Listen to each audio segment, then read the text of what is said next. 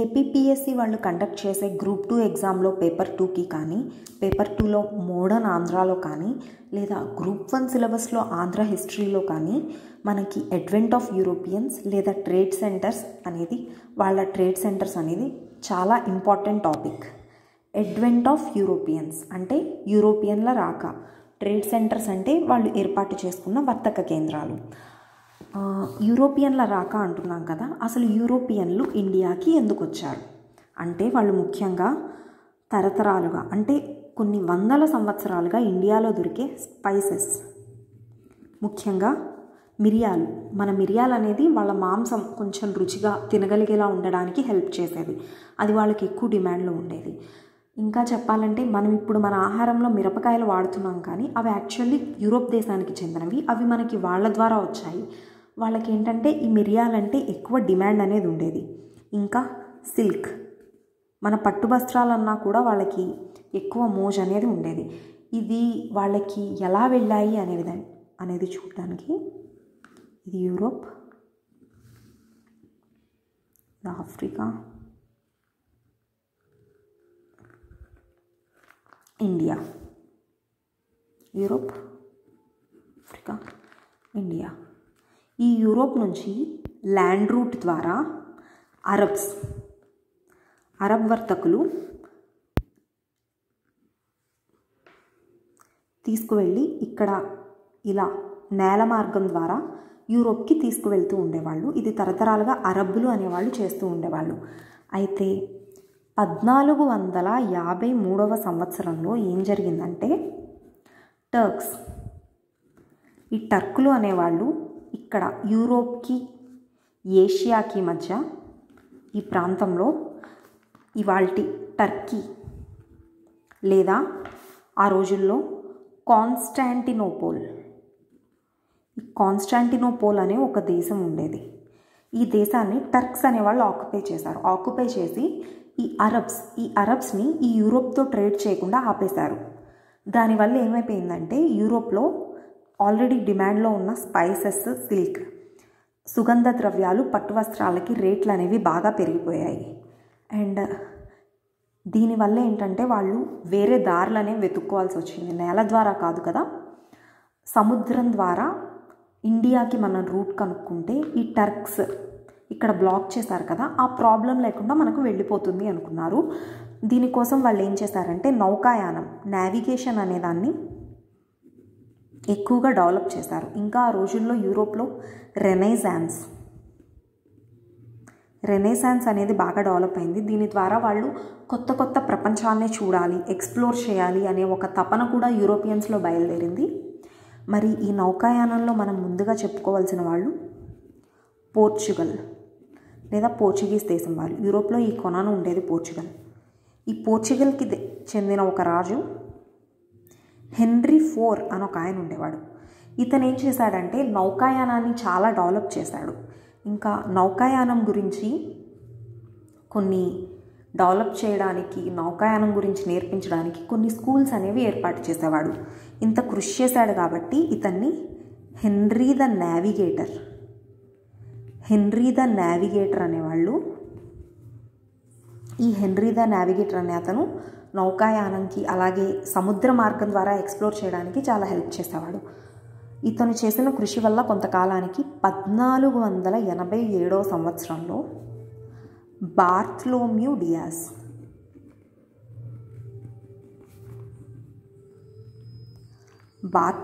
Diaz అనే ఒక Portuguese నావికుడు ఇక్కడ యూరోప్లో బయలుదేరి ఇక్కడ ఆఫ్రికా కొనన ఉన్న కేప్ ఆఫ్ గుడ్ హోప్ దాకా రాగలిగాడు.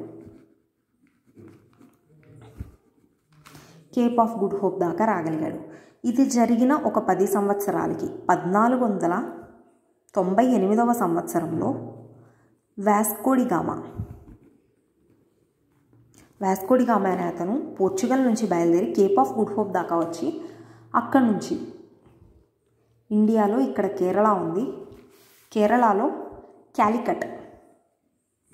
క్యాలికట్ అనే ప్రదేశానికి రాగలిగాడు. సో యూరోప్ నుంచి ఇండియాకి సముద్ర మార్గం అనేది ఎవరు కనిపెట్టారంటే వాస్కోడిగామా. ఇతను కేరళలో ఉన్న క్యాలికట్కి 1498వ సంవత్సరంలో వచ్చాడు. అండ్ ఇంకా చెప్పాలంటే భారతదేశంలో సముద్ర మార్గం ద్వారా వచ్చిన మొట్టమొదటి యూరోపియన్లు ఎవరు అంటే ఆన్సర్ పోర్చుగీస్ వాళ్ళు. ఇలా వచ్చిన పోర్చుగీస్ వాళ్ళు 1800 సంవత్సరంలో కెబ్రాల్ అనే అతని సహకారంతో క్యాలికట్ రాజైన జమోరిన్ నుంచి కెబ్రాల్ అనే అతను ఈ క్యాలికట్లో ఒక ఫ్యాక్టరీ అనేది ఏర్పాటు చేయడానికి పర్మిషన్ తీసుకున్నాడు. ఫ్యాక్టరీ అంటే ఏంటంటే యూరోపియన్లు ఇండియాలో వాళ్ళ వర్తక వ్యాపారాలు నిర్వహించుకోవడానికి ఒక ప్లేస్ అనేది ఎస్టాబ్లిష్ చేసుకునేవాళ్ళు, దాన్ని ఫ్యాక్టరీ అనేవాళ్ళు. ఇండియాలో యూరోపియన్లు ఏర్పాటు చేసిన ఫస్ట్ ఫ్యాక్టరీ ఏంటి అంటే ఆన్సర్ క్యాలికట్. పోర్చుగీస్ వాళ్ళు ఏర్పాటు చేశారు 1500వ సంవత్సరంలో. భారతదేశానికి అందరికన్నా ముందుగా వచ్చిన వాళ్ళు పోర్చుగీస్ వాళ్ళు. మరి ఈ పోర్చుగీస్ వాళ్ళు ఆంధ్రాలో వీళ్ళ యాక్టివిటీస్ అనేవి ఏంటి అనేవి చూస్తే, వీళ్ళు విజయనగర రాజైన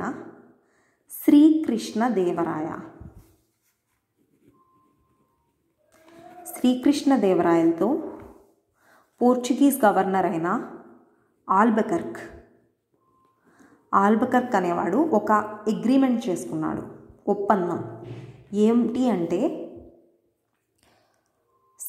వీళ్ళకి విజయనగర సామ్రాజ్యం వాళ్ళకి అరబియన్ గుర్రాలు, హార్సెస్ అనేవి కావాల్సి ఉండేది. ఎందుకంటే వీళ్ళకి బహ్మనీ సుల్తానులతో ఎక్కువగా యుద్ధాలు జరుగుతూ ఉండేవి. కాబట్టి ఈ యుద్ధాల్లో పాల్గొనడానికి వాళ్ళకి గుర్రాలు, మేలిజాతి గుర్రాలు అనేవి కావాల్సి వచ్చేవి. ఇవి సప్లై చేయడానికి ఆల్బకర్క్ అనే పోర్చుగీస్ గవర్నర్తో శ్రీకృష్ణదేవరాయలు ఒప్పందం చేసుకున్నాడు. మరి ఇండియాలో ఫస్ట్ ఫ్యాక్టరీ ఏర్పాటు చేసిన పోర్చుగీస్ వాళ్ళు ఆంధ్ర విషయానికి వచ్చేటప్పటికి చివరిగా ఫ్యాక్టరీ ఆంధ్రాలో ఏర్పాటు చేసిన చివరగా ఆంధ్రదేశంలో ఫ్యాక్టరీ ఏర్పాటు చేసిన యూరోపియన్లు ఎవరు అంటే ఆన్సర్ పోర్చుగీస్. వీళ్ళు ఎక్కడ ఏర్పాటు చేశారంటే 1670వ సంవత్సరంలో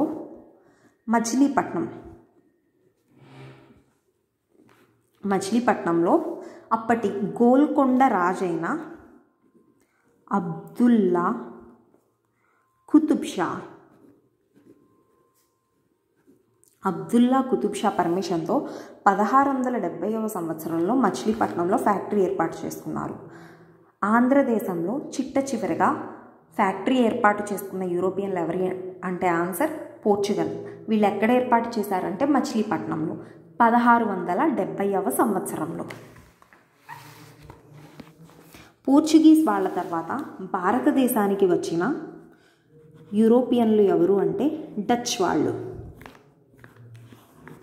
డచ్ అంటే ఏంటి అంటే ఇప్పుడు ఇండియాకి చెందిన వాళ్ళని ఇండియన్స్ అని ఎలా అంటారో, ఆంధ్రప్రదేశ్లో ఉండే వాళ్ళని ఆంధ్రులు అని ఎలా అంటారో,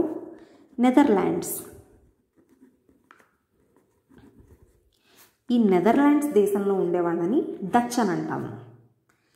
ఈ డచ్ వాళ్ళు పోర్చుగీస్ తర్వాత భారతదేశంలో కాలు పెట్టిన యూరోపియన్స్ ఈ డచ్ వాళ్ళు భారతదేశంలో మొట్టమొదటగా ఎక్కడ ఫ్యాక్టరీని ఎస్టాబ్లిష్ చేశారంటే 1605వ సంవత్సరంలో మచిలీపట్నంలో,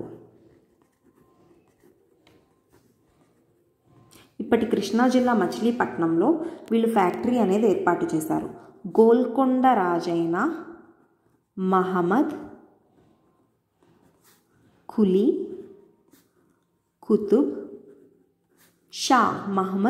కుతుబ్ షా దగ్గర పర్మిషన్ తీసుకుని 1605వ సంవత్సరంలో మచిలీపట్నంలో ఈ డచ్ వాళ్ళు భారతదేశంలోనే తమ మొట్టమొదటి ఫ్యాక్టరీని ఏర్పాటు చేసుకున్నారు. మరి ఈ లెక్కన చూస్తే ఆంధ్రాలో ఫస్ట్ ఫ్యాక్టరీని ఏర్పాటు చేసిన యూరోపియన్స్ ఎవరు అంటే డచ్ వాళ్ళు.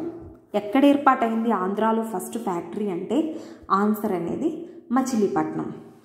వీళ్ళు ఇంకా ఎక్కడెక్కడ ఫ్యాక్టరీస్ ఏర్పాటు చేశారంటే కాకినాడ దగ్గర ఉన్న జగన్నాథపురం, దీన్నే జగన్నాయకపురం అని కూడా అంటారు, కాకినాడ దగ్గర ఉంది. ఇంకా పులికాట్ వీళ్ళ హెడ్ క్వార్టర్స్ ఆంధ్రాలో ఏంటి అంటే పులికాట్. ఇక్కడ వీళ్ళు 1610వ సంవత్సరంలో పులికాట్లో వీళ్ళ హెడ్ క్వార్టర్స్ని ఏర్పాటు చేసుకున్నారు. 1690లో తమిళనాడులో ఉన్న నాగపట్నంకి షిఫ్ట్ అయ్యేదాకా కూడా వీళ్ళ హెడ్ క్వార్టర్స్ ఏంటి ఆంధ్రాలో అంటే పులికాట్ అనేది ఆన్సర్. నర్సాపురం,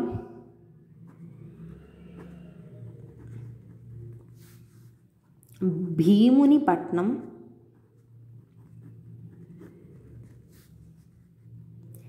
పెద్దపల్లి.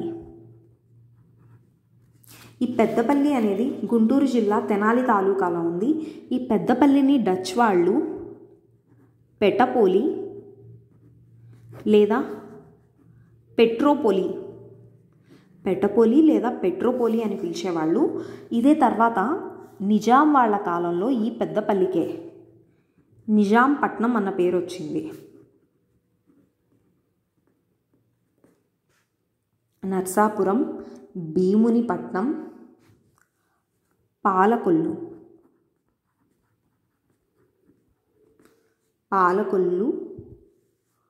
గుండవరం,